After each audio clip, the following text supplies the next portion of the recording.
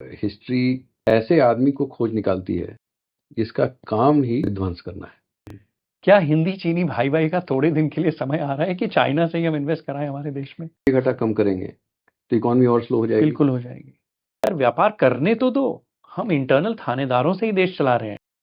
नमस्कार दोस्तों, हमारे घनिष्ठ मित्र नीलकंठ मिश्रा जी आज हमारे साथ हैं, दोबारा है, और इनका पॉडकास्ट हमारे चैनल में आज तक सबसे ज्यादा चर्चित, बहुत पॉपुलर और बहुत रोचक था। 1 साल हो गए हैं उस वार्तालाप को। कुछ आपके कॉल्स बाय द वे बहुत अच्छे गए हैं, स्पेशली मुझे याद है स्मॉल और मिड कैप के लिए आपने कहा था कि अजय मैंने काफी मतलब यू वर बेयरिश, और आपने कहा था आर्बिट्राज फंड में आपने पैसे डाले हैं। वो कॉल आपका बहुत बढ़िया गया। तो ऑन दैट नोट, पहले 6 महीना बहुत दुखी किया। हाँ, पहले 6 महीना बहुत दुखी किया, लास्ट 6 महीना अच्छा गया है। तो ऐसा है कि अंतर्द्वंद चल रहा है देश में, ट्रम्प को लेके, दुनिया में, चाइना में। तो पहले ट्रम्प से शुरू करते हैं, फिर देश में कोशिश करेंगे कि जो बर्निंग इशू है उसमें। सबसे पहले ट्रम्प के बारे में आप बताइए कि काफी चीजें हैं, ट्रेड वॉर्स, टैरिफ, करेंसी, एक सवाल में ही काफी चीजें हो रही हैं। आप क्या सोचते हैं? तो ये इस सवाल का जवाब देने के पहले मैं कहना चाहूंगा कि हमारी अर्थव्यवस्था के लिए ट्रम्प की पॉलिसीज का असर मार्जिनल है। अच्छा, ओके। तो जब हमने 2025 का आउटलुक लिखा था, उस समय तक ट्रम्प साहब आ चुके थे, जीत चुके थे चुनाव। तो हमने यही कहा, turbulence globally but drivers remain local. Yes.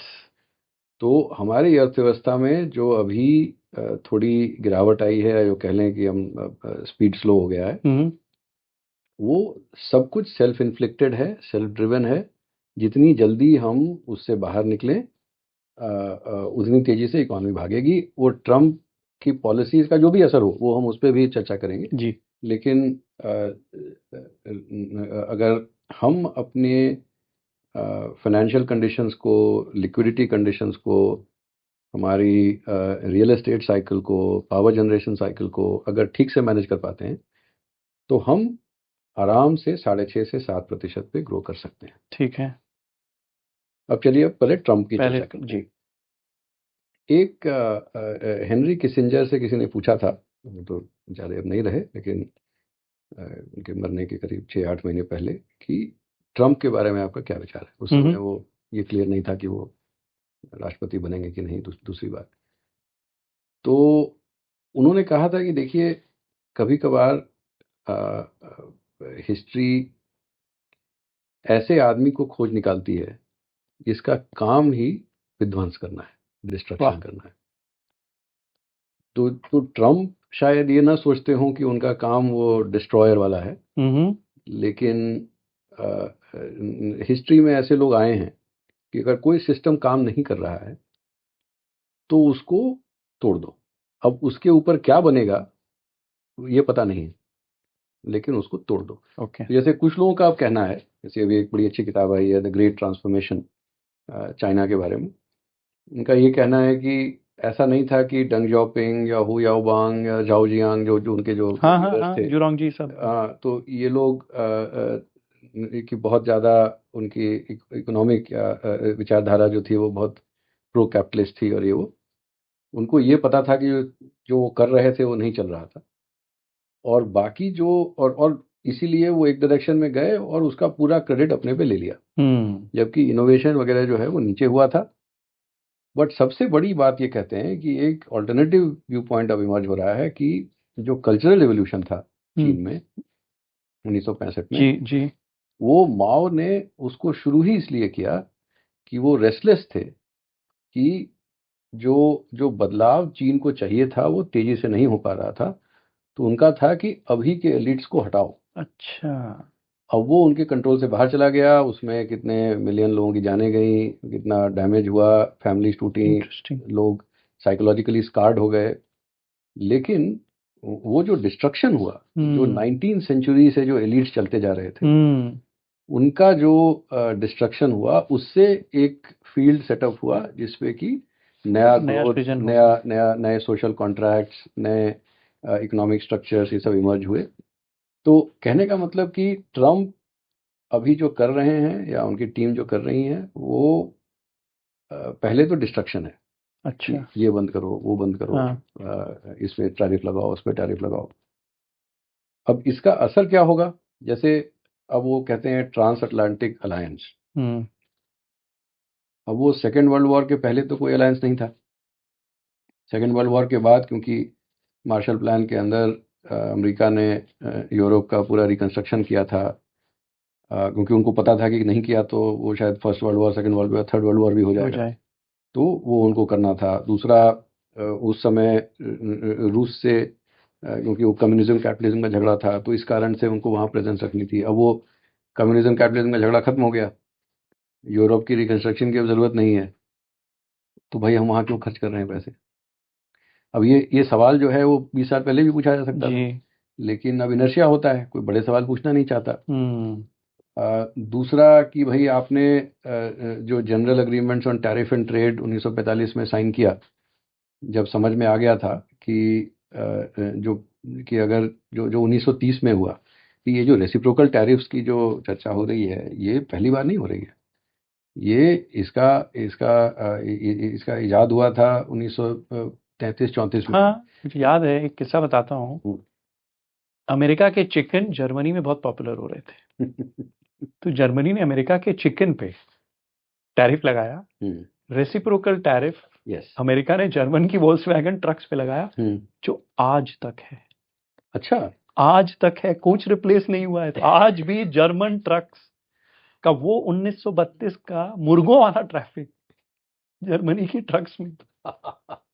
ये मुझे पता नहीं था। बहुत मजेदार बड़ी कहानी। बड़ी बड़ी सॉरी। मजेदार बात है ये। तो बस वही तो, इसीलिए ना ये तो ये जब इस तरह का ब्रेक होता है कि भाई आपने गैट के अंदर, फिर उसको WTO वर्ल्ड ट्रेड ऑर्गेनाइजेशन बनाया, फिर आप चीन को लेके आए, चीन के आने के कारण आपका जो इकोनॉमिक ढांचा है वो बदला। बिल्कुल। देखिए, कभी भी ट्रेड जब बढ़ता है उससे एफिशिएंसी बढ़ती है, लेकिन जैसा कि हम शायद अपनी आज के चर्चा में ये भी बात करेंगे कि एआई का क्या असर हो सकता है। तो कुछ लोगों को फायदा होगा, कुछ लोगों को नुकसान होता है।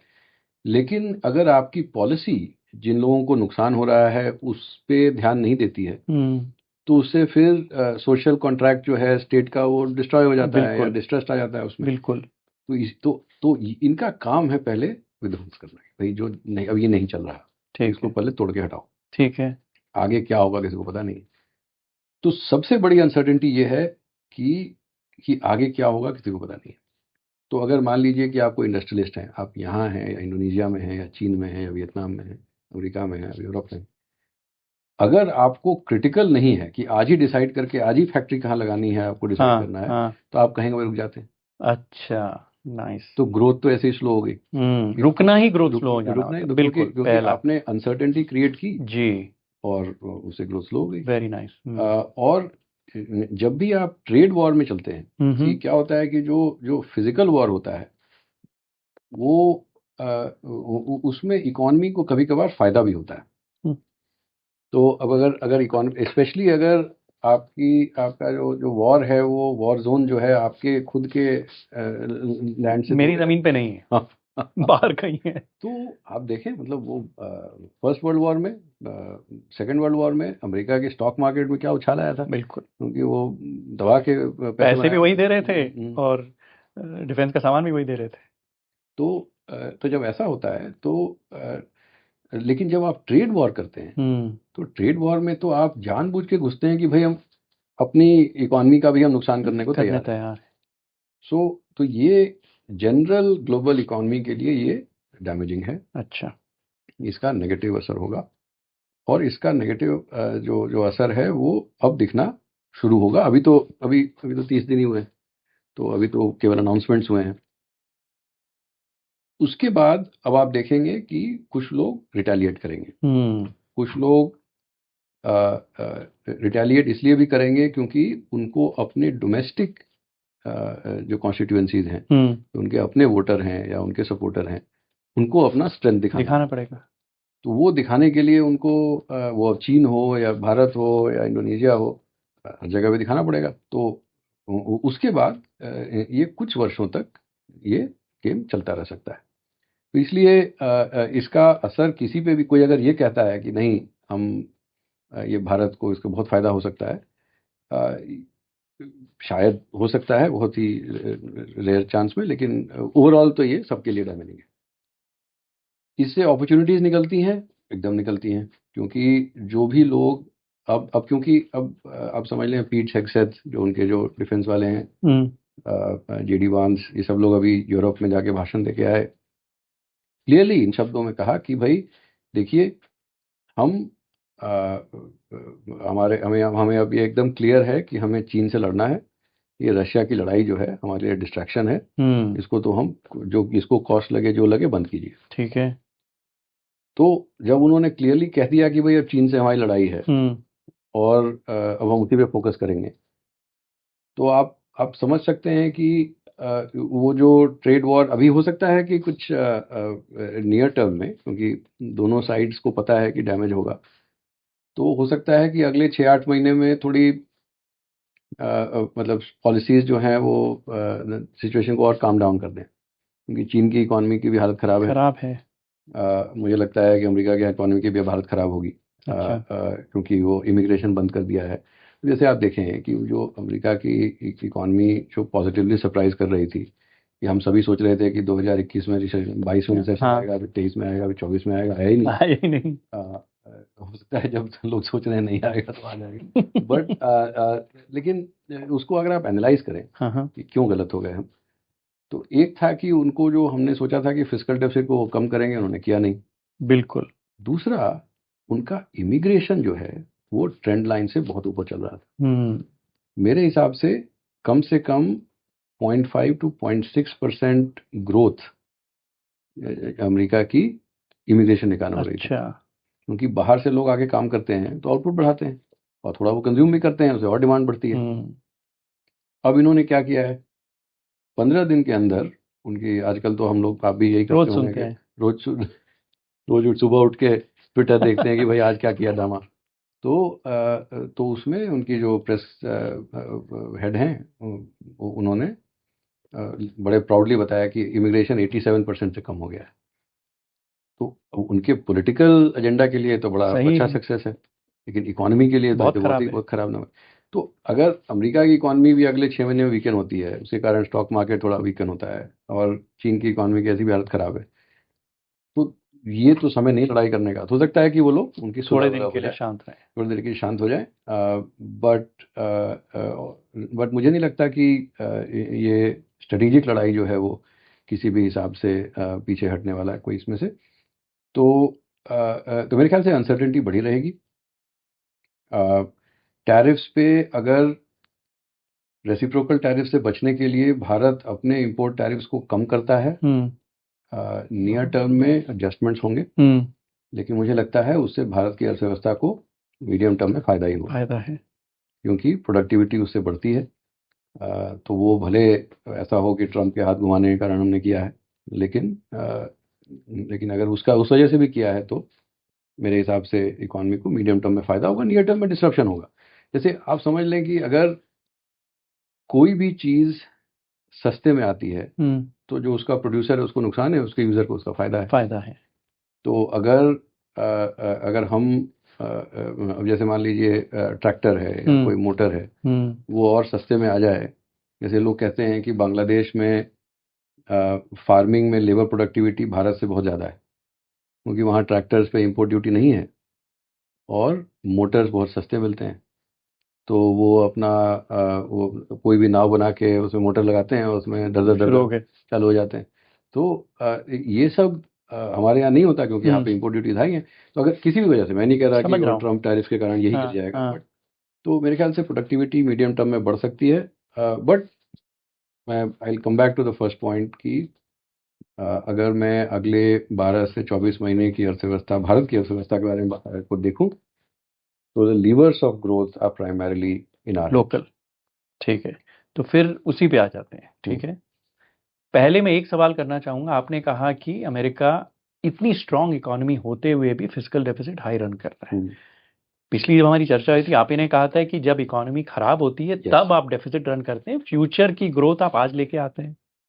अमेरिका उल्टा कर रहा है और हम्म, हमसे ज्यादा डेफिसिट रन बहुत कर रहा ज्यादा। है। ऐसे में पहले मैं 2 सवाल करूंगा, फिर इकोनॉमी के पहिए में आएंगे, जो मुझे थोड़ा दुख भी देता है। एक, should we be running 4.8 4.6% fiscal deficit जब हमारी अर्थव्यवस्था थोड़ी कमजोर है? दूसरा, या 10% credit growth for an economy our size, Neelkanth, मुझे कम लगता है। इन दोनों चीजों पे पहले शुरू करते हैं। नहीं नहीं, ये बस यही दो तो मसले हैं। अच्छा। इन दोनों को अगर हम ठीक से हल कर लें तो इकॉनमी तो चल पड़ेगी। अच्छा। तो देखिए, पहला ये है कि फिस्कल डेफिसिट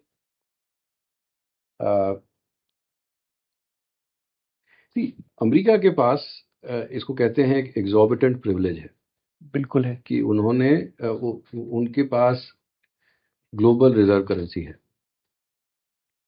अब हम आप कितना भी मन मसोस के रह जाएं और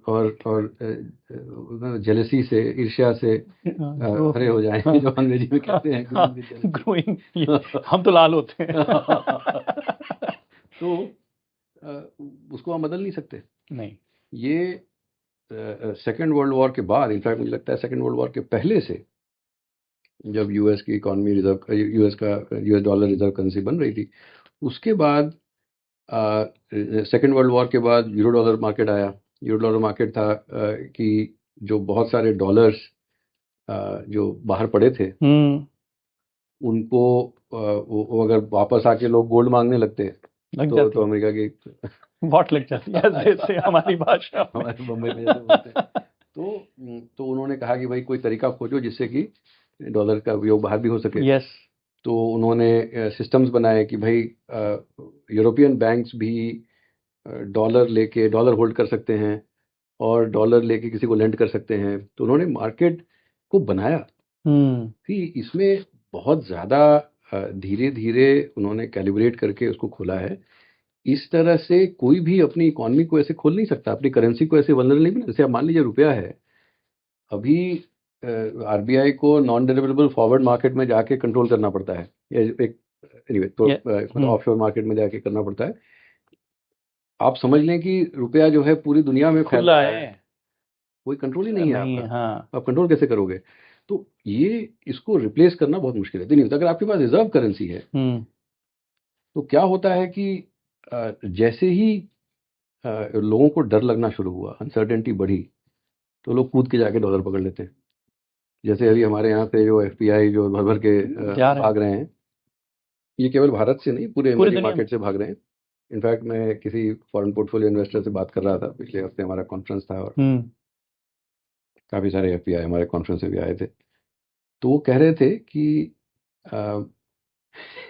कि जो असेट एलोकेटर होते हैं, ये समझ लीजिए कि लोग कितने खाज खाए हुए हैं यार। जिसको इन्वेस्टमेंट बैंक में नौकरी नहीं मिलती, जिसको एफपीआई में फंड मैनेजमेंट, तो वो लोग जाके एसेट एलोकेशन करते हैं। ये बहुत डिसरेस्पेक्टफुल था। मैंने सुना, मुझे काफ़ी अम्यूजिंग लगा कि वो कितने गुस्से में है। उसके फंड से भी पैसे निकल रहे हैं। तो उनका ये कहना है कि वो बस उनको दिख रहा है कि वो यूएस ट्रेजरी में 4.5% यील्ड मिल रही है, बिल्कुल, तो वो भाग रहे हैं। अच्छा, ये डर उनके दिमाग में अभी तक नहीं आया है कि अगर अभी डीएक्सवाई मान लीजिए 106 107 है, अगर इतना जो आरबी जो जो फेडरल डेफिसिट बढ़ा हुआ है यूएस गवर्नमेंट का, वो उसके कारण अगर 5-7 साल में वो डीएक्सवाई 90 हो जाता है, तो जितना एक्सेस रिटर्न आ रहा है वो तो भाग जाएगा। बिल्कुल भाग गया। तो आप क्यों ले रहे हैं वो? लेकिन अब वो कौन समझाए? तो नियर टर्म में ये समस्या है, तो इसलिए हम वो पाथ फॉलो नहीं कर सकते।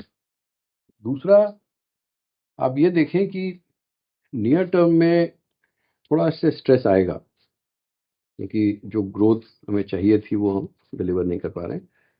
लेकिन आप ये देखिए कि सरकार का डेट टू जीडीपी कम होना बहुत ज़रूरी है। नहीं तो क्या होता है कि जितना भी टैक्स सरकार इकट्ठा कर रही है, उसमें से बहुत बड़ा पोर्शन जो है वो इंटरेस्ट में चला जाएगा। तो ऑलरेडी कुछ 26-27% ऑफ टोटल एक्सपेंडिचर फेडरल मतलब यूनियन गवर्नमेंट का वो इंटरेस्ट एक्सपेंडिचर है। डेट टू जीडीपी काफ़ी बढ़ गया था, अभी 57 है, अगले वर्ष में 56 हो जाएगा। और गवर्नमेंट का जो टारगेट है कि हम लोग 5 साल में इसको मतलब 50 के आसपास ले आएंगे। मतलब उन्होंने एक रेंज दिया है 48 से 52 का, बट उनके हिसाब से कि 50 के नीचे ले आएंगे इसको। तो ये काफ़ी बड़ा अचीवमेंट होगा मेरे ख्याल से। तो उससे क्या होगा कि आपका जो long term cost of capital है वो कम हो जाता है। तो आपका ये कहना एकदम सही है कि जो सरकार को स्लोइंग इकोनॉमी में जो डिमांड स्टिमुलस देना चाहिए कि थोड़ा फ्यूचर से बोरो करके कि भाई अभी खर्च करो, एटलीस्ट मोमेंटम बनाओ बिल्कुल। कि लोग एनिमल स्पिरिट्स में आए, इन्वेस्ट करना शुरू करें, हाँ फिर आप हट जाएं। हाँ तो ये आपका कहना सही है कि इसकी शायद ज़रूरत है।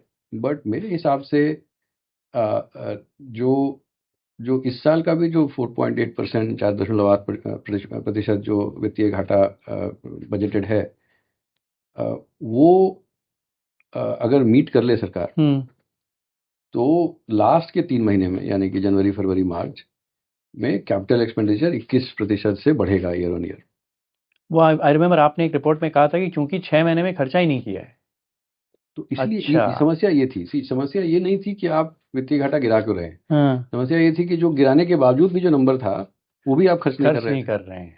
तो अभी क्या हुआ है कि दिसंबर में जो कैपिटल एक्सपेंडिचर है सरकार का, एटलीस्ट अकाउंट्स में, कभी कभार क्या होता है कि सरकार के लिए हमने खर्च कर दिया, तो वो क्या हुआ, अपने अकाउंट में उन्होंने NHAI के अकाउंट में ट्रांसफर कर दिया, वो खर्चा थोड़ा होता है, वो फाइनली आपको पेमेंट करना पड़ेगा वगैरह।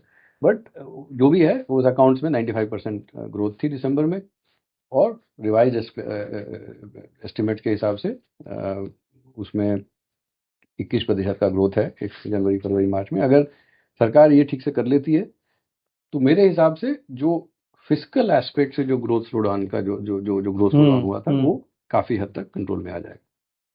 अब हम आते हैं क्रेडिट ग्रोथ जी। और आपका कहना एकदम 100% सही है कि हमारी क्रेडिट ग्रोथ जो है वो रिक्वायर्ड ग्रोथ से काफ़ी कम चल रही है। बिल्कुल। मार्च अप्रैल 2024 में जो नॉन फूड क्रेडिट ग्रोथ जो 17 के आसपास 17% की होती थी, वो घट के 10-11 पे आ गई। Oh my God. अब किसी भी अर्थव्यवस्था में अगर लोन ग्रोथ इस तरह से गिरता है तो इकोनॉमी तो स्लो होगी। तो अब सवाल ये उठता है कि हुआ क्यों। तो इसको इस बारे में मैं 2 साल से हल्ला कर रहा हूँ। कई बार क्या होता है ना कि आपको अर्ली वार्निंग सिग्नल्स दिखने लग जाते हैं, और आप चाहते हैं कि लोग उस पर एक्ट करें, लेकिन लोग एक्ट तभी करते हैं जब बीमारी के लक्षण दिखने शुरू हो जाते हैं। रीसेंसी पूरी की डेटा दिखना चाहिए। हाँ, डेटा दिखना चाहिए, तभी हम एक्ट करेंगे। तो अब मैं मतलब मैं जब एक्सिस में आने के पहले क्रेडिट स्विस का मुझे याद है, लास्ट नोट, सेकंड या थर्ड लास्ट नोट था कि क्यों डिपॉजिट ग्रोथ क्रेडिट ग्रोथ से कम है। तो मैंने यही कहा था कि भाई सेंट्रल बैंक मनी इंजेक्ट नहीं कर रहा है। फिर जून 2023 में जब मैं एक्सिस ज्वाइन किया था, मेरा पहला बिजनेस स्टैंडर्ड का कॉलम था जो यहाँ आने के बाद, उसमें यही था, India's quantitative tightening. Interesting, I remember. और तो उस समय से मैं हल्ला कर रहा हूँ। 2024 मई में मैंने एक जो कंसल्टेशन होता है उसमें मैंने बोलना शुरू किया कि भाई जो क्वांटिटेटिव एस्पेक्ट है मनी का वो बहुत टाइट हो गया है। अब हमारे यहाँ प्रॉब्लम क्या है कि हर कोई रेट कट।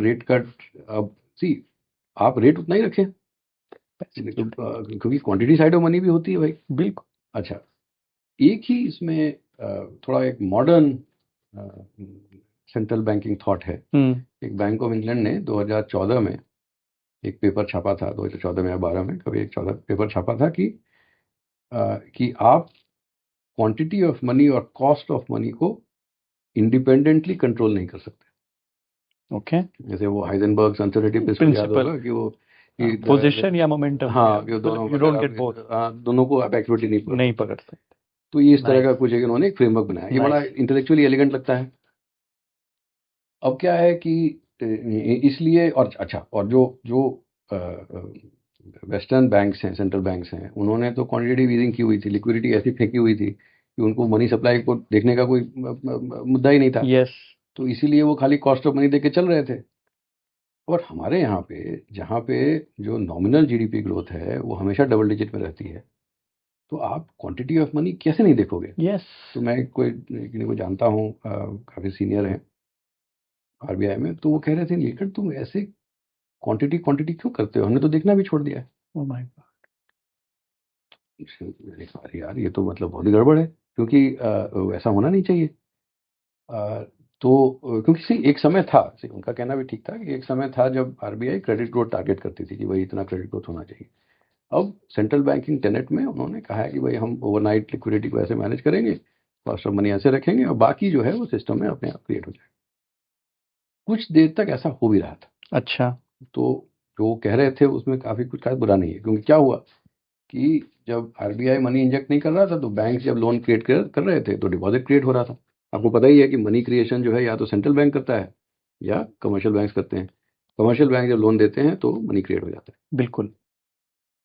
फिर क्या हुआ कि मार्च अप्रैल 2024 में किसी ने मतलब आरबीआई में ये बात फैलाई कि बैंक्स के का क्रेडिट डिपॉजिट रेशियो या loan deposit ratio LDR CDR जो कह लें बहुत बढ़ गया है। नाउ अब अगर आप 24 महीने 30 महीने अगर लोन ग्रोथ क्रेडिट ग्रोथ से ऊपर हो, क्योंकि आरबीआई का मनी नेचुरल है। इंजेक्शन कम है तो बढ़ेगा ही, तो अरिथमेटिक है, गणित है। गणित है। तो अच्छा हुआ ये भी है कि बैंक्स की प्रॉफिट्स काफ़ी अच्छा कर रही थी।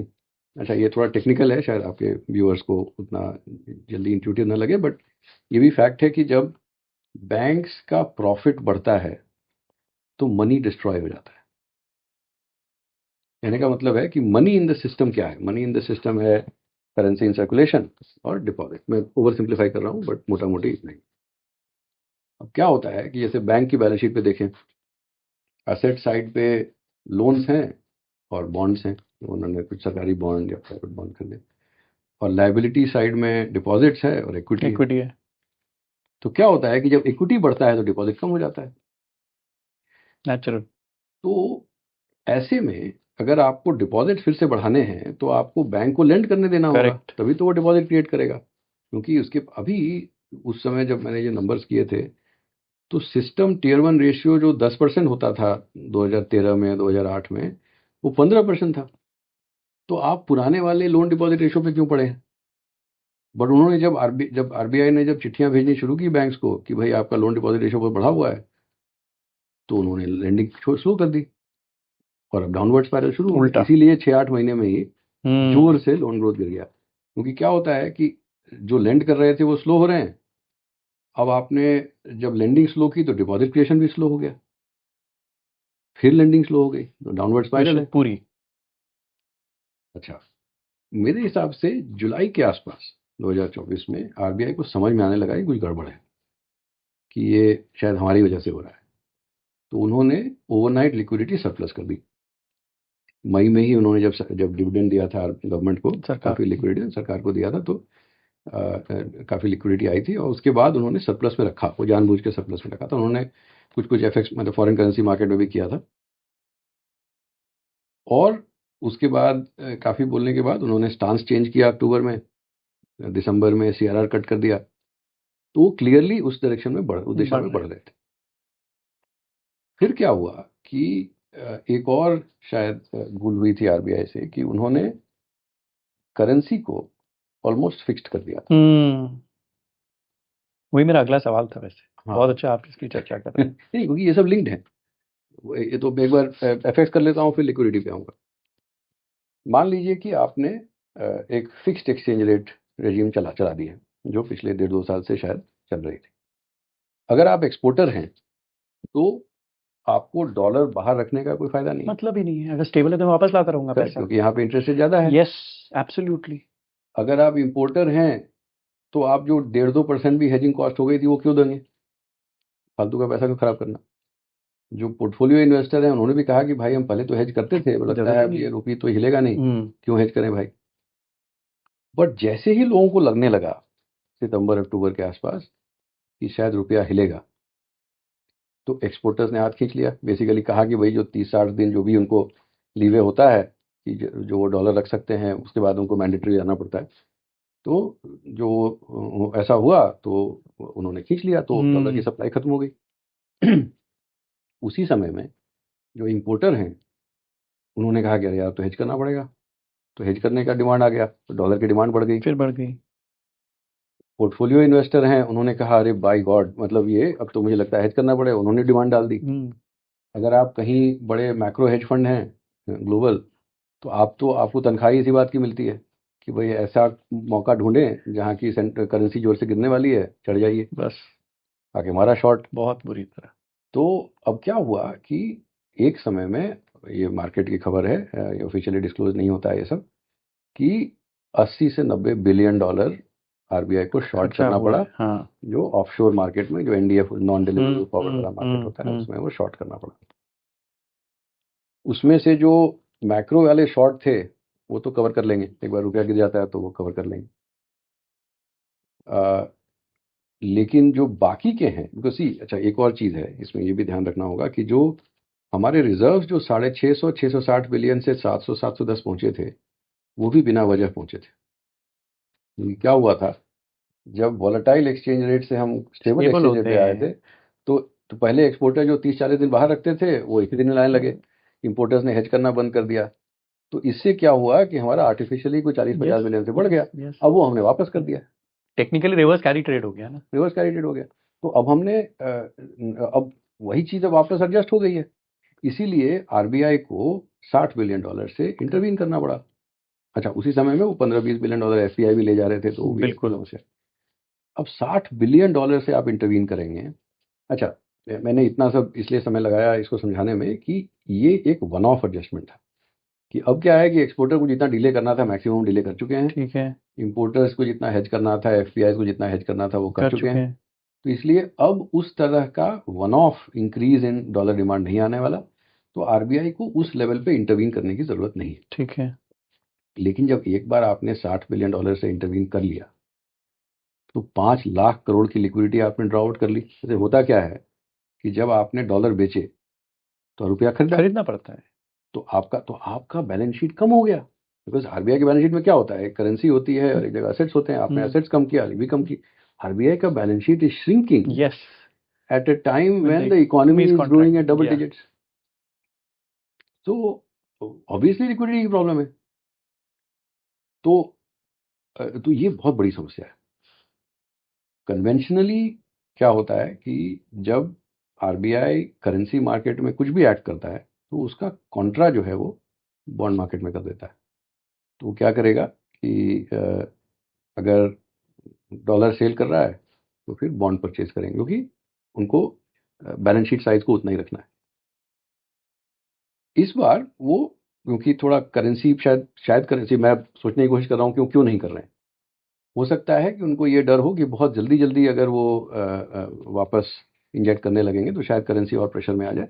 मुझे वो डर नहीं है, बट अगर शायद पॉलिसी मेकर्स को शायद वो हो, इसलिए वो धीरे धीरे लिक्विडेट करें, धीरे धीरे वापस लिक्विडिटी डालेंगे।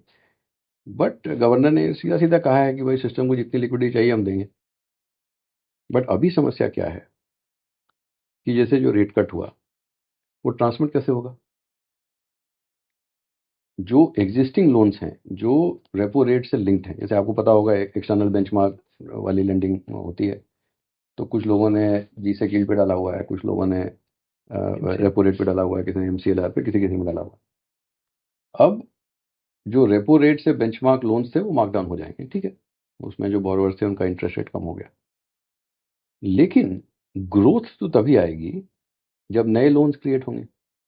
नए लोन्स तो उसी कॉस्ट पे जो पुराने वाले रेट थे उसी पे होंगे, क्योंकि जो लिक्विडिटी टाइटनेस के कारण जो आपकी marginal cost of funding banks की आज है वो उतनी की उतनी है, बदली नहीं।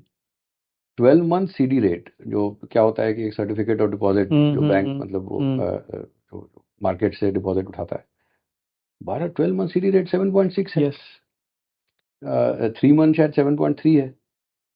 तो रेपो रेट 6.50 का 6.25 हो जाए, कोई अंतर नहीं पड़ता है। तो और समझ लीजिए कि जो इसको कहते हैं लिक्विडिटी, कॉस्ट ऑफ लिक्विडिटी। हमारे यहाँ पे एक यूएस में एक मार्केट होता है, एफआरए का मार्केट है, forwarded agreement, basically funded unfunded. खैर वो टेक्निकलिटी छोड़िए, बेसिकली आपको याद होगा 2008-9 में जब फाइनेंशियल क्राइसिस हो रही थी, तो हम सब लोग एक एफआरए ओआईएस स्प्रेड ट्रैक करते थे। बेसिकली एक लाइबॉर जो इंटर बैंक ऑफर रेट है, और एक जो फेड का रेट है, उसके बीच में गैप क्या है। उस समय डिस्ट्रस्ट था, क्योंकि फाइनेंशियल फर्म्स एक दूसरे को ट्रस्ट नहीं करती थी, तो वो बढ़ा हुआ था। तो सिस्टम के स्ट्रेस को ट्रैक करने के लिए हम वो ट्रैक करते थे। अच्छा, जो उसका इक्विवेलेंट है, हमारे यहाँ तो एफआरए मार्केट ही नहीं है, बट जो टेक्निकली है, इक्विवेलेंट जो वो है वो इतना बढ़ा हुआ है और बहुत 1.5 साल से बढ़ा हुआ है, बहुत इंटरेस्टिंग है। 1.5 साल से बढ़ा हुआ है। तो हमारी अर्थव्यवस्था अगर 5.5-6% भी ग्रो कर रही है, वो डिस्पाइट दैट, तो आप समझ लें कि अगर लिक्विडिटी कंडीशंस जब भी नॉर्मल होती हैं, हो सकता है कि एक झटके में ना हो, 1-2-3 महीने में हो, तो काफ़ी स्लैक है। कहने का मतलब, अगर मान लीजिए कि जो फाइनेंशियल फर्म्स आज 12 मंथ की लिक्विडिटी 760 पे बोरो कर रही हैं, अगर वो 680 पे करें या 675 पे करें, बहुत फर्क पड़ता है। 50, 70, 100 बेसिस पॉइंट्स तो इट्स ट्रांसफॉर्मेशनल फॉर 12 मंथ्स। और दूसरा, क्योंकि अभी क्लैरिटी नहीं है, विजिबिलिटी नहीं है। जैसे आप मान लीजिए बैंक हैं, आप ऐसे लिक्विडिटी कंडीशन में जब आप, वो कहते हैं ना कि मतलब लिविंग ऑन द एज आपका सिचुएशन है, किसी तरह से आप लिक्विडिटी कवरेज और ये सब कर रहे हैं, हाँ, उसमें आप क्यों नया लोन देने नहीं का देंगे, सोचेंगे? आप रिस्क लेंगे ही नहीं। तो ये ज़रूरी है, यही ज़रूरी नहीं है कि लिक्विडिटी आए, ये भी ज़रूरी है, जो जैसे गवर्नर साहब ने कहा और एकदम सही कहा, कि कंफर्ट दे मार्केट को कि ये रहेगा कुछ दिन। मतलब कुछ दिन क्या, मतलब टिल फोर्सेबल फ्यूचर। देखो, देयर आर 3 वेज, राइट? एक है फिस्कल, मॉनेटरी। मुझे क्या है कि लास्ट 3-4 साल में एक रेगुलेटरी टाइटनिंग भी आई है। फिस्कल टाइटनिंग आई है, मॉनेटरी टाइटनिंग आई है, रेगुलेटरी टाइटनिंग भी आई है। यार व्यापार करने तो दो, हम इंटरनल थानेदारों से ही देश चला रहे हैं। आई हेट टू से दिस, बट जितने यार आप फाइनेंशियल सर्विसेज से मिलिए, आप किसी से भी मिलिए, सीज एंड डिजिस्ट ये वो चल रहा है, व्यापारियों को व्यापार करने दो भाई। तो ये एकदम सही कहा आपने। और मैं भी मतलब जहाँ तक हो सकता है इंटरनल फोरम्स में भी काफ़ी इस बात को हाईलाइट करता हूँ कि आपको लगेगा, जैसे एक रेगुलेटर हैं, एक्चुअली उनके ही कॉन्फ्रेंस में मुझे बुलाया गया था, और था ना, उनका नमक खा के उन्हीं को सुना है। बट पॉइंट इज कि उन्होंने कहा कि भाई देखिए, पॉलिसी मेकिंग जो है वो is like driving through the fog. एकदम सही बात है। 2025 में पॉलिसी मेकिंग बहुत मुश्किल होने वाला है, क्योंकि इन्फ्लेशन कहाँ जाएगा किसी को पता नहीं, करेंसीज कहाँ जाएंगी किसी को पता नहीं, लिक्विडिटी कहाँ जाएगी किसी को पता नहीं। तो मेरा ये कहना था कि सर, फॉग जब आती है ना, तो इच्छा यही होती है कि गाड़ी रोक के वेट करते हैं। वाह, क्या बात है। लेकिन हम कर नहीं कर सकते। बहुत अच्छे। तो रिस्क जो है वो तो लेना पड़ेगा यार। रिस्क व्यापारी लेता है, उसको अकेले छोड़ दो थोड़े दिनों के लिए, मेरा तो ये कहना है। नहीं, व्यापारी तो रिस्क लेता है, बट पॉलिसी मेकर भी रिस्क लेना पड़ेगा, क्योंकि आपको ये सोच के आगे बढ़ना होगा कि अगर हमने ये किया तो ये रिस्क हैं, लेकिन रुकने से बर्बादी है। तो सी, मेरे ख्याल से एक और एवेन्यू है। सी, मेरे हिसाब से 4 पहिए कह लो, 5 मान लीजिए कि पहिए हैं। एक है फिस्कल, जो हमने डिस्कस किया कि तो सरकार कर रही है, ब्रॉडली ठीक कर रही है। सेकंड है जो animal spirits that come through reform, yes, जो अनलॉकिंग, कि आपने जो अभी जो अमेरिका करने की कोशिश कर रहा है कि आप ऑयल मार्केट में डीरेगुलेशन कर दें, फाइनेंशियल मार्केट में डीरेगुलेशन कर दें, आप हेल्थ केयर मार्केट में डीरेगुलेशन कर दें, तो उससे क्या है, जो पहले 8-10 साल में होता था, वो अगर 5 साल में हो रहा है तो उससे काफ़ी प्रोडक्टिविटी आती है। तो ये वो रेगुलेटरी है, उसमें एनिमल स्पिरिट्स की या फिर कुछ ऐसा हो कि सरकार ने मान लीजिए कि डिसइन्वेस्टमेंट वापस आ गया, ये ठीक है, अभी थोड़े दाम गिर गए हैं फिर से। मान लीजिए कि 35-40 लाख करोड़ जो सरकार की ओनरशिप है लिस्टेड स्टॉक में, उसमें से वो 1.5-2 लाख करोड़ बेच दे, और 1.5-2 लाख करोड़ का कहीं कोई बताएं कि भाई हम एक अर्बन इंफ्रास्ट्रक्चर का ये फंड लगा रहे हैं, बिल्कुल, तो बस देखिए मार्केट कैसे भागता है। क्योंकि फिर बहुत सारे जो उद्योगपति हैं जिनको उन मार्केट्स में एक्सपोजर है, वो बोलेंगे अरे और कैपेक्स करो यार, वो डिमांड आने वाली है। बिल्कुल। तो वो एनिमल स्पिरिट्स है। पहला फिस्कल है, दूसरा एनिमल स्पिरिट्स है, तीसरा है रेगुलेशंस, कि नहीं चाहते हुए भी अगर ये हो गया कि भाई आप क्रेडिट डिपॉजिट रेशियो आपका बढ़ा हुआ है, आप क्यों, जबकि देखिए अगर उसकी टियर 1 कैपिटल ठीक है, मतलब इक्विटी कैपिटल ठीक है उनके पास, उन्होंने लिक्विडिटी कवरेज रेशियो भी ठीक ठाक मैनेज किया हुआ है, तो फिर रहने दीजिए, उसका कहाँ में रिस्क लेना। करने दो। तो थोड़ा रिस्क लेने दें। हाँ। तो वो रेगुलेटरी हो गई। और फिर 2 मॉनेटरी होते हैं, cost of money, quantity of money. Yes. तो ये इन पांचों के अलावा कुछ नहीं है। वाह। तो फिस्कल में जैसे हमने चर्चा की, मौका नहीं है। रिफॉर्म्स का आप देखिए, थोड़े अब चुनाव हो रहे हैं, हो गए दिल्ली वाले। अब उम्मीद करते हैं कि अगले 2-3 महीने में कुछ और रेगुलेटरी चीज़ें देखने को मिले। ये रेगुलेटरी ईजिंग का तो गवर्नर साहब ने खुद ही कहा कि भाई देखिए, सेफ्टी और एफिशिएंसी को बैलेंस करना होगा। जो वही जो मैं वो गाड़ी वाला उदाहरण दे रहा था, वही उन्होंने भी कहा कि भाई ज़्यादा सेफ्टी करते करते हमने अपने हाँ। एफिशिएंसी को कम कर लिया। अब क्लास में 40 बच्चे पढ़ते हैं, जो सबसे बदमाश है उसी के लिए सबके लिए रेगुलेशन नहीं बना सकते ना, आप जैसे बीच वाले के लिए बनाओ। हमारे यहाँ जो सबसे बदमाश बच्चा है उसी के लिए आप बनाते हो, सो बाकी सब परेशान हो जाते हैं। करेक्ट। तो ये, लेकिन इस पे भी मुझे बदलाव दिख रहा है। हम्म। सभी रेगुलेटर्स जो हैं, वो अब मेरे ख्याल से रिकैलिब्रेट कर रहे हैं। और होता भी है, इसीलिए ना आप देखोगे, और ये थोड़ा मैं वो इमेजिनेशन का उछाल देता है, लीप ऑफ इमेजिनेशन जो मैं कह रहा हूँ, कि हमारी 5 साल की ग्रोथ आप देखोगे पिछले 30 साल में 6 से 7% के बीच में रही है। 7 के बहुत ऊपर भी नहीं जाती है, और 6 के बहुत नीचे भी नहीं नहीं जाती है। और होता यही है, क्योंकि अब देखिए, हम आप काफ़ी वर्षों से देखते आए हैं साइकिल्स, तो अब पैटर्न्स दिखने लगे। जैसे ही 7-8% ग्रोथ होती है, कि हमारे रेगुलेटर्स जो हैं उनको लगता है, डर जाते हैं कि अरे अब कुछ फूटेगा। तो बिल्कुल। तो इसलिए वो दबा देते हैं। और जैसे ही 6 के नीचे जाते हैं, फिर लगता है डर जाते हैं हाँ, कि अरे यार कुछ ज़्यादा कर दिया। कि ज्यादा फूट जाएगा। तो ये कैलिब्रेशन जो है वो मेरे ख्याल से चलता रहता है। तो इसलिए तो मुझे लगता है कि वो रेगुलेटरी ईजिंग भी हो रही है। कॉस्ट ऑफ मनी वाला, क्योंकि ट्रांसमिशन ही नहीं, जब तक लिक्विडिटी नहीं आएगी, क्वांटिटी ऑफ मनी एडिक्वेट नहीं होगी, मुझे लगता है कॉस्ट ऑफ मनी और कम करके कोई फायदा नहीं है। नहीं। ओके। बजाय तो कोई बुराई नहीं है, लेकिन कोई फायदा भी नहीं है। तो इसलिए अभी रेट कट्स की जो हाँ। एक्सपेक्टेशन लोग लगा के बैठे हैं, हो भी जाएगा तो कोई फायदा नहीं होने वाला। तो मेरे ख्याल से हमें अब देखना होगा कि लिक्विडिटी कितनी जल्दी आ सकती है। एक बार लिक्विडिटी आ गई, फिर क्रेडिट ग्रोथ पिकअप होगी। उसमें वही सीक्वेंसिंग होगी कि आपको दिख जाए कि लिक्विडिटी ईज हो रही है, उसके बाद बैंक्स जो हैं कंफर्टेबल होके फिर क्रेडिट ग्रोथ पिकअप करा रहे हैं। जब वो होना शुरू हुआ, तब आपको दिखेगा कि अर्निंग्स कट्स जो हैं स्लो हो रहे हैं, और फिर मार्केट जो है वो चलना शुरू करेगा। तो निकट एक और चीज बताइए, ये जो हमने टैक्स कट्स किए और आप कह रहे हैं कि पूरी दुनिया सोचती है कंजम्पशन बूस्ट आएगा, आपकी थॉट इसमें एकदम अलग है, क्यों?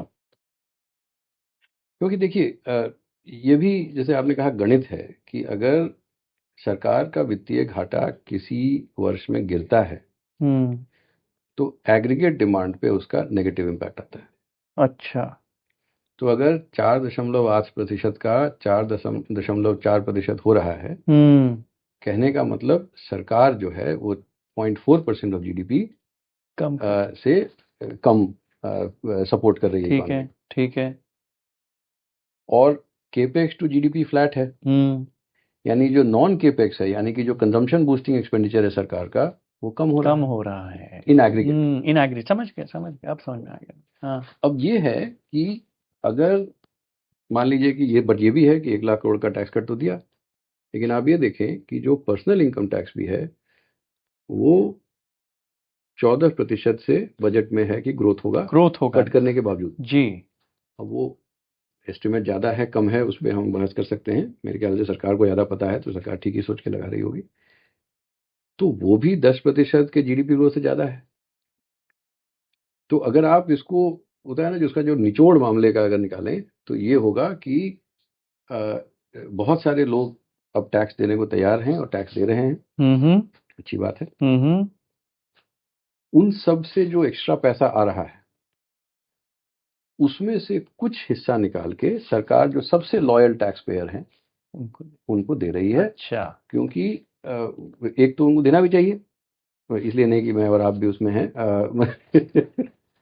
थोड़ा सेल्फ सर्विंग साउंड करता है, but see the reality is कि जो भी फिस्कल कंसोलिडेशन हुआ है, जो भी इंफ्रास्ट्रक्चर बिल्डअप हुआ है, इन्हीं टैक्स पेयर में काम।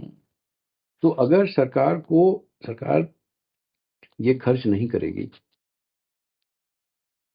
तो वित्तीय घाटा और कम हो जाएगा, 4.1 हो जाएगा। लेकिन अगर आप उतनी जोर से अगर वित्तीय घाटा कम करेंगे तो इकोनॉमी और स्लो हो जाएगी। बिल्कुल हो जाएगी। तो इसीलिए ये सबसे नॉन डिस्टॉर्शनरी स्पेंडिंग है, क्योंकि सरकार का ये है कि इंफ्रास्ट्रक्चर और केपेक्स में और खर्च करने की क्षमता ही नहीं है इस साल, कम से कम। अगले साल तो काफ़ी बढ़ जाए, बट इस साल उनके पास और खर्च करने की क्षमता नहीं थी, क्योंकि काफ़ी प्रोजेक्ट्स जो हैं वो इलेक्शन के पहले उन्होंने ख़त्म किए। तो अब नए प्रोजेक्ट्स का पाइपलाइन और वो सब बनने में समय लगता है, तो इसलिए इस साल शायद इतना खर्च करने की क्षमता नहीं थी। तो अगर आपको 1,00,000 करोड़ प्रोडक्टिवली खर्च करना है तो कहाँ खर्च करेंगे? तो उन्होंने कहा कि भाई देखो, टैक्स तो ऐसे भी बहुत ज़्यादा आ रहा है, चलो उठा के इनको ही दे देते हैं, जिससे डिस्टॉर्शन अच्छा, कम होगा। समझ गया। अच्छा, दूसरा क्या होता है कि इससे थोड़ी सिग्नलिंग आती है, थोड़ा इसी से एनिमल स्पिरिट आती है। कहने का मतलब कि जो मैन्युफैक्चरर डरा हुआ था कि भाई एग्रीगेट स्पेंडिंग नहीं है या गाड़ी का डिमांड नहीं है, चलो मैं कैपेसिटी क्यों लगाऊं वगैरह वगैरह, मार्जिनल फायदा हो सकता है, बट मेरे हिसाब से एट एन एग्रीगेट लेवल इससे कुछ मतलब कंजम्पशन नहीं बूस्ट तो होगा। नहीं। ठीक है। नमस्कार दोस्तों। 3 लोग मेरे परिवार में गिरने के कारण गए। मेरी नानी जी, मेरे मामा जी और मेरे पापा के जाने के बाद लगा कि इस प्रॉब्लम को सॉल्व करना है। वो है घर में गिरने का, स्पेशली बाथरूम में। और ये परेशानी मैं देखता हूँ कि काफ़ी लोगों को है। तो कुछ मित्रों के साथ मिलके, मेरे IIT जूनियर के साथ मिलके इस प्रॉब्लम को सॉल्व करना है। तो हम एक स्टार्टअप बना रहे हैं, पूरी टेक्नोलॉजी, पूरा इसका हार्डवेयर, पूरा सॉफ्टवेयर, इसकी ऐप इंडिया में बना रहे हैं। और ये प्रॉब्लम हम एंड टू एंड सॉल्व करना चाहते हैं कि कोई बाथरूम में गिरे ही नहीं। उसके लिए जो भी रिक्वायर्ड है कि गीली फर्श अगर है तो उसकी मैट है, रॉड है पकड़ने के लिए, ताला है इवैक्यूएट करने के लिए। अगर कोई परेशानी में है तो वो ऐप में हमें पता चल जाए। मैं सिंगापुर में हूँ और पापा मम्मी अगर वहाँ रहते थे, तो पूरी प्रॉब्लम का निवारण करना है। सलीम जी ने कहा था कि अपने आंसू खुद पहुँचो, कोई और पहुँचेगा तो सौदा करेगा। तो मेरा अपना आंसू है, परिवार के 3 लोगों को जाते देखा है। अगर आप लोगों के माँ बाप हैं, एल्डरली हैं, बुजुर्ग लोग हैं घर में, उनके लिए ये बहुत ज़रूरी है। iCal.ai/join, इस पे आप लोग रजिस्टर कर लें। इंडिया में अगर बैंगलोर में आप रहते हैं, आपके पेरेंट्स उन्नाव में हैं, गुवाहाटी में हैं, इधर उधर हैं, तो जो भाड़ा हवाई जहाज का इमरजेंसी में आपको लगेगा, हमारी इच्छा है कि उससे भी कम में हम ये पूरा प्रोडक्ट आप तक पहुंचाएं। एक विवाद का सवाल है आपसे। बचपन में हम लोग कहते थे हिंदी चीनी भाई भाई। क्या हिंदी चीनी भाई भाई का थोड़े दिन के लिए समय आ रहा है कि चाइना से ही हम इन्वेस्ट कराएं हमारे देश में? ये बहुत ही पेचीदा सवाल है, और इसमें जो भाई भाई का आपने कहा, आपके भी 2 बच्चे हैं, हमारे भी हैं, बहुत झगड़ते हैं। और अगर बिल्कुल। उनमें से एक को डांटो तो दूसरा सपोर्ट में खड़ा हो जाता है। यस। तो देखिए, ये इस रिश्ते में हमें बहुत मैच्योरिटी दिखानी होगी। मैं आपको बताता हूँ, 2 उदाहरण देता हूँ, जापान और चाइना और ताइवान और चाइना। जी। जापान और चाइना का जो रिलेशनशिप है वो कम से कम 1,500 साल पुराना है। यस। कम से कम, जी। ज़्यादा भी, और बहुत ही कॉम्प्लेक्स है। शुरू में चीन की सभ्यता डोमिनेंट थी और उनको बारबेरियन कहते थे। यस। और उनसे गिफ्ट्स लेते थे वगैरह वगैरह। उसके बाद जापान ने कब्जा किया, yes. Nanjing, the rape yes. Of Nanjing and all that, और काफ़ी बहुत बुरी तरह से चीनों को मारा पीटा। तो फिर झगड़ा हुआ। सोचिए कि उनका कितना वायलेंट रिलेशनशिप है। और जापान जब जब 1930 के आसपास जब जापानी चीन में घुस रहे थे, तो जो जापानी बिजनेसेस थे चीन में, वो उनको सपोर्ट कर रहे थे, उनके लिए स्पाई करते थे। तो आप समझ लें कितना लेवल ऑफ डिस्ट्रस्ट है, होना बिल्कुल चाहिए है, बिल्कुल चीन और बिल्कुल जापान के बीच। बिल्कुल। उसके बावजूद 1970 में चाइना जापान का ट्रेड 1 बिलियन था, अभी $400 बिलियन। वाह। रोज 20,000 लोग, रोज 20,000 लोग चीन और जापान के बीच में फ्लाइट से ट्रैवल करते हैं। तो ये एक मैच्योरिटी है कि जब चीन ने खुलना शुरू किया तो जापानी पैसे को आने दिए। बीच बीच में वो सी और जापान में मिसाइल भी फेंक देते हैं, जब वो कोइजुमी साहब जो थे वहाँ के प्राइम मिनिस्टर, और जाके यासुकुनी श्राइन में मत्था टेक याद है करते थे, मुझे, हाँ। तो तो चीनी जो है वो गुस्से में आके एक दूसरे कुछ एक आध कंपनी को झापड़ मार दिया है, जो भी मतलब जो इक्विवेलेंट को झापड़ मारना हुआ वो कर देते थे, लेकिन रिलेशनशिप चलती रही। जी। अ, अब आप ताइवान और चाइना देखें, ताइवान चाइना का तो एग्जिस्टेंशियल फाइट है। हम्म। यानी कि ताइवानी सोचते हैं कि हमको अब मेरे पास, मैं तो रहा भी हूँ ताइवान में, आप, हाँ, तो वीज़ा में रिपब्लिक ऑफ चाइना लिखा लिखा रहता है। रहता है। मैं एक बार भारत आया वापस, तो इमिग्रेशन वाले अधिकारी ने कहा कि आप चीन से आ रहे हैं? मैंने कहा नहीं, ताइवान से आ रहे हैं। मैं लिखा तो रिपब्लिक ऑफ चाइना। तो हमने कहा कि वो पीपल्स रिपब्लिक ऑफ चाइना है। हाँ, वो पीपल है, ये सिर्फ रिपब्लिक नहीं है, तो पीपल नहीं है चाइना में। ताइवान में तो नहीं, but see the point is, उनकी ऐसी डीप लड़ाई है, और उसके कारण, और मैं जब ताइवान में था, संडे को एयर डिफेंस ड्रिल्स होती थी, 4 बजे सायरन बजते थे, ये वो। अ, उसके बावजूद Taiwan is the biggest FDI investor in China. तो ये जो है ना, ये कि भाई लड़ाई भी करनी है, लेकिन इकॉनमी में बहुत सारे लोग हैं भाई, वही, बिल्कुल और वहाँ के बिजनेसेस को पैसे बनाने हैं, उनकी टेक्नोलॉजी से हमें फायदा होगा। बिल्कुल होगा। अगर यूएस की कॉस्ट ऑफ कैपिटल 4.5% है, वहाँ के ट्रेजरी यील्ड्स हैं, चीन की कॉस्ट ऑफ कैपिटल 1.5% है, तो अगर आपको कैपिटल चाहिए तो कहाँ से लेंगे? बिल्कुल। तो तो इसमें हमें ये देखना है कि हम कैसे बिना किसी जियोपॉलिटिकल कॉम्प्रोमाइज के, कहने का मतलब कि हम बॉर्डर पे सॉवरेंटी सॉवरेंटी कभी भी कॉम्प्रोमाइज नहीं नहीं करनी है, करनी है। स्ट्रेटेजिक ऑटोनॉमी नहीं कॉम्प्रोमाइज करनी है। जो क्रिटिकल सेक्टर्स हैं, अब जैसे मान लीजिए गाड़ियां हैं, तो वैसे गाड़ियां भी काफ़ी आ रही आ हैं, रही और है, आ जाए बिल्कुल, टेक्नोलॉजी हाँ। लेके, लेकिन अगर हमारे पास कंट्रोल है कि वो कहीं ऐसा ना हो कि एक स्विच घुमाएं और लड़ाई, मतलब सारी गाड़ियां रुक जाए। सारी गाड़ियां रुक जाएं, या पावर सेक्टर में कि भाई पूरा पावर ग्रिड ही कब्जे में आ जाए। तो जहां हम उस तरह का कॉम्प्रोमाइज़ नहीं कर रहे हैं, अगर उनको यहाँ आके हमारी फैक्ट्री, मतलब भारत में फैक्ट्री लगा के अगर मोबाइल फ़ोन बनाने हैं बनाएं, बिल्कुल बनाए। अगर उनको यहाँ आके खिलौने बनाने हैं, जूते बनाने हैं, कपड़े बनाने हैं, बनाएं, यहाँ से बैठ के एक्सपोर्ट करें। हमारे लोगों को नौकरी मिलेगी, उनके भी कंपनीज को फ़ायदा होगा, बिल्कुल। और मुझे लगता है इस कंपटीशन से भारत को भी फ़ायदा होगा। जैसे एक जूते बनाने वाली कंपनी है तमिलनाडु में, काफ़ी बढ़िया, बहुत बहुत बढ़िया फाउंडर्स हैं उनके। उन्होंने मैं उनसे मिलने गया था करीब 2-3 महीने पहले, तो बात होते होते समझ में आया कि उनके कुछ 29,000 वर्कर्स हैं, और कुछ अच्छा। 2,500 करोड़ का रेवेन्यू है। तो मैंने कहा बहुत बढ़िया, मुझे तो कुछ पता ही नहीं था। अ, तो आप कितने से ग्रो कर रहे हैं? तो 12-15%। मैंने कहा कि भाई, मतलब पूरी दुनिया के शू एक्सपोर्ट्स में हमारा 2% मार्केट शेयर है, तो आप और ज़्यादा भी कर सकते हैं। तो ये थोड़े मतलब जवान थे, मतलब फैमिली है, तो ये फैक्ट्री कोई मतलब हमारी आपके उम्र के लोग थे। उन्होंने कहा कि देखिए, हम भी जब भी बोर्ड के पास जाते हैं कि हमें बड़ी फैक्ट्री लगानी है, बोर्ड कहता है कि अरे, मान लो तुमने कैपेसिटी डबल कर ली, तो वो फैक्ट्री नहीं चली तो कुर्की हो जाएगी। तो 12-15% ग्रोथ करते रहते हैं, क्या क्या केवल ऐसे चल रहा था।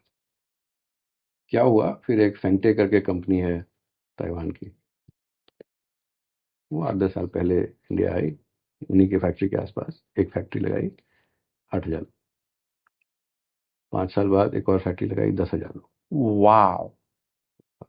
फिर फैक्ट्री लगाई, तो वो शायद 2 फैक्ट्री नहीं, एक में 10,000 लगाई, एक में 18,000 लगाई, तो एक दो फैक्ट्री लगा के 28,000। 28,000 हो गए, वो 5-6 साल, 7 साल।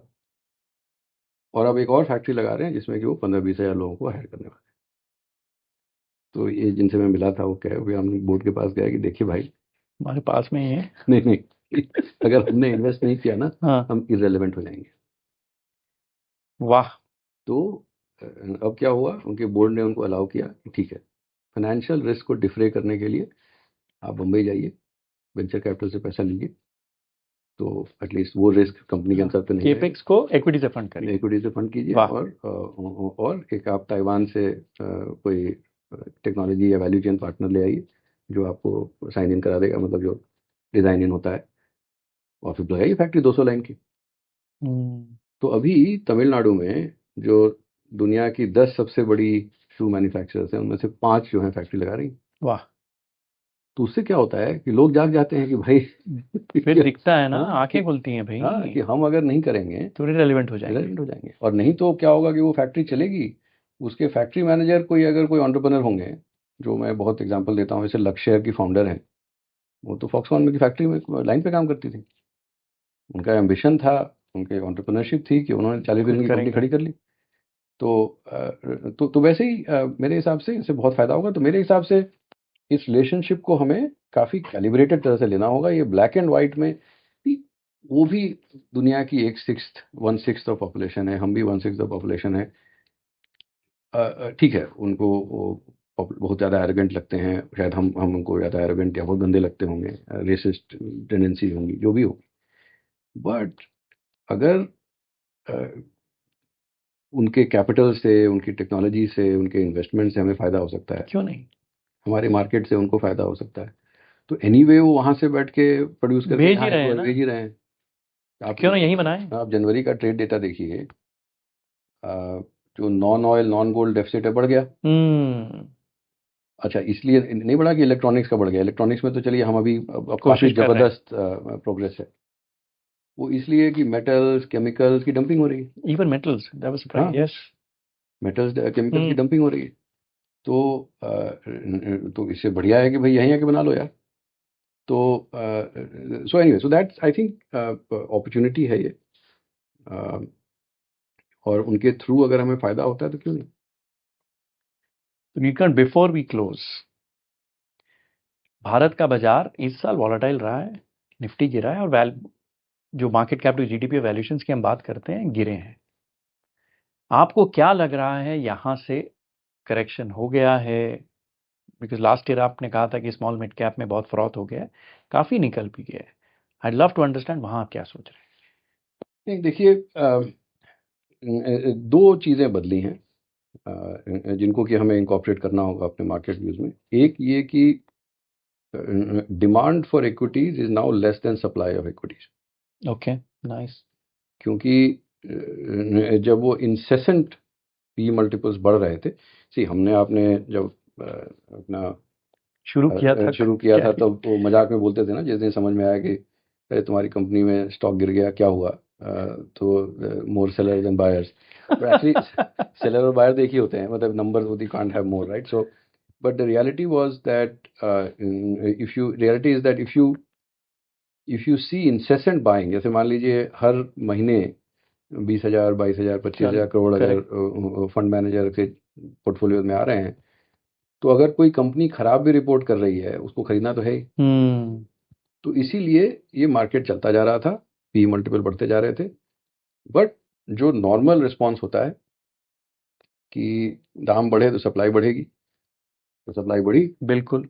और इस साल जब हमने नवंबर में इसको एस्टिमेट किया था, अनुमान लगाया था, तो 7.5 लाख करोड़ का हम सप्लाई सोच रहे थे। हो सकता है जनवरी फरवरी में काफ़ी कुछ पुल डाउन हो गया, तो फिर भी हम लोग 6 लाख से ज़्यादा ही करोड़, और उसमें अगर आप FII सेलिंग निकालें तो शायद वो 6 लाख करोड़ का जो बाइंग डिमांड हमने लिया हुआ था, वो भी अब 5 साढ़े 5 हो जाएगा। तो सप्लाई डिमांड से ज़्यादा है। और ये भी मार्केट मैच्योरिटी का एक बड़ा अच्छा साइन है। वो कहते हैं ना कि good information displaces bad information. जैसे अगर आप किसी ने एक अफवाह चला दी है, तो उसको आप मना करने जाएंगे तो अफवाह और ज़्यादा बुलंद हो जाती है, लेकिन गुड इन्फॉर्मेशन डाल दें तो वो दब जाता है। वैसे ही अगर बहुत सारे घटिया कंपनीज के स्टॉक भाग रहे थे, तो उसमें आप बड़ी बड़ी auto companies, consumer electronic company, ठीक है वैल्यूएशन ज़्यादा, वो कंपनी पैसे लेके बाहर जा रही है इंडिया के, ना जाए, लेकिन उस कंपनी में आपको भागीदारी मिल रही है और अच्छी कंपनी में भागीदारी मिल रही है, तो मार्केट डेप्थ बढ़ रहा है। तो ये एक बड़ा अच्छा पॉजिटिव डेवलपमेंट है मीडियम टर्म के लिए। लेकिन सप्लाई बढ़ने के कारण पी मल्टीपल जो है वो, जो जिस तेजी से भाग रही थी, वो नहीं भागेंगी और करेक्शन आएगा, क्योंकि अब ऑप्शन है खरीदार के पास। दूसरा बड़ा बदलाव जो आया है, वो ये आया है कि जब हम जनवरी 2023 में जब सब लोग सोच रहे थे कि कोविड के बाद, क्योंकि वो पहला साल था, जो पहला वर्ष था जब कोविड डिस्टॉर्टेड बेस नहीं था, कि 20 में तो कोविड था, 21 में कोविड का बेस था, फिर सेकेंड वेव आया, उसका बेस था। तो 2024 था पहला वर्ष, वित्तीय Yes. वर्ष 24 जो जिसमें बेस भी डिस्टॉर्टेड नहीं था। यस, तो लोग 5.5% पे चल रहे थे, वो आया 7.5। तो जब ग्रोथ अपग्रेड्स आती हैं तो लोग उसको एक्स्ट्रापोलेट करते हैं, मार्केट उसको एक्स्ट्रापोलेट करता है। तो उनको लगता है कि भाई पी मल्टीपल बढ़ा दो, पता नहीं कहाँ रुकेगा ये। बट जब वो ग्रोथ फिर फ्लैटन आउट होता है और फिर टेपर डाउन होना शुरू होता है तो मल्टीपल भी तो contract. मल्टीपल पे गिरते हैं। तो जब तक लीडिंग इंडिकेटर्स ये ना बताने लगे कि अब इकोनॉमी वापस 6.5-7 की तरफ बढ़ रही है, तब तक मेरे ख्याल से पी मल्टीपल्स तो नहीं बढ़ेंगे। ओके. और क्या होगा कि जो जैसे अभी भी 2025 का चलिए खत्म हो गया, 2026-27 में 14-15% का ग्रोथ लिया हुआ है। तो हर 3 महीने में रोल फॉरवर्ड में आपका 3 से 4% का गेन आता है। ठीक है. अभी अर्निंग्स कट्स का पेस ही 3% है, इसलिए मार्केट जो है निफ्टी जो है 23,000 के आसपास अटका हुआ है। तो जब तक ये pace of earnings cuts slow नहीं होते तब तक मार्केट ज़्यादा आगे बढ़ेगा नहीं। मिड कैप स्मॉल कैप्स में मुझे तो लगता है अभी भी दर्द है. कैपिटलेशन नहीं हुआ, ऐसी उसमें वैल्यू तभी है। देखो ये सब लिक्विड स्टॉक्स होते बिल्कुल बिल्कुल बिल्कुल. हैं, तो क्या होता है कि अगली बार उछाल आएगा ना तो लोग आके बेचेंगे। क्योंकि देखो भाव यहाँ है, वैल्यू बायर, एक्चुअल वैल्यू इनकी यहाँ है, करेक्ट, आय यही है. यस। तो बाइंग यहाँ है, सेलिंग ये पूरी रहेगी. आप बिल्कुल ठीक कह रहे हैं. तो और क्या होगा कि थोड़ा उछाल आएगा तो जो लोग फंस गए हैं, जो उत्तेजना में आके खरीद लिया उन्होंने, तो वो बोलेंगे अरे भाई छोड़ो इसको, निकालो यहाँ से। तो इसलिए बहुत ज़्यादा बढ़ेंगे नहीं। और आपने सही कहा कि उसके पी मल्टीपल जो है, क्योंकि सी जो पुलक अपनी किताब में भी लिखते हैं कि या मतलब हम सब ने पढ़ा है कि जो 1926 से 2016 में जो 90 साल का वो कोट करते हैं रिसर्च, वो हम सब ने पढ़ा है कि जो 47 ट्रिलियन डॉलर की वैल्यू क्रिएशन हुई अमेरिका में, उसमें से 51 ट्रिलियन केवल 10 कंपनी से थी। 10% 2006 कंपनी, यस. बाकी कंपनी वैल्यू डिस्ट्रॉय करती हैं। तो इसीलिए स्मॉल कैप मिड कैप जो है फंडामेंटली वहीं रहते हैं, या तो लार्ज कैप बन जाते हैं. या एग्जैक्टली. तो यही समस्या है। उसमें ये जरूर है कि उसमें से कुछ लार्ज कैप बनेंगी और वो सक्सेसफुल होंगी, और उसमें बहुत सारी चीज़ों को अलाइन करना पड़ता है कि प्रमोटर में बुक होनी चाहिए। जैसे कुछ हैं कि भाई 2000 करोड़ का मार्केट कैप हो गया तो बस अरे वाह, तो उसमें नहीं, मुझे 2 लाख करोड़ का होना है, 20 लाख करोड़ का होना है, वो भूख चाहिए. वाह. तो वो भूख होनी चाहिए आपके पास। जैसे मैं अभी किसी एक प्रमोटर से मिला, उनका ग्रुप काफ़ी पुराना है। उन्होंने कहा कि भाई हम यहाँ भी ग्रो कर रहे हैं, यहाँ भी ग्रो कर रहे हैं, सऊदी अरेबिया में इन्वेस्ट कर रहे हैं, ये कर रहे हैं, बड़े अच्छे प्लान हैं। तो हमने कहा कि भाई तो आप मैनेजमेंट ने भी आपका काफ़ी हायर किया होगा आपने। तो नहीं, उसकी क्या ज़रूरत है। तो समस्या यही होती है कि जो मतलब एम्बिशंस रहेंगे लेकिन आप मैनेजमेंट स्ट्रक्चर नहीं क्रिएट कर पा रहे हैं, आपको कितना डेलीगेट करना है, कितना कंट्रोल करना है, ये सब बहुत मुश्किल चीज़ें होती हैं। इसलिए हर कंपनी जो है वो स्मॉल कैप मिड कैप से लार्ज कैप नहीं बन सकती। तो इसलिए तो शॉर्ट आंसर मेरे ख्याल से ये करेक्शन जो है अभी स्मॉल कैप में बचा है, थोड़ा बचा है। Thank you very very very much. Thank you for having me on the show. आभार as usual. It's always good catching up. माता पिता को गिरने से बचाए, आइडल वो साथी मदद पहुंचाए। प्यार है तो उनको बताओ, आइडल की सुरक्षा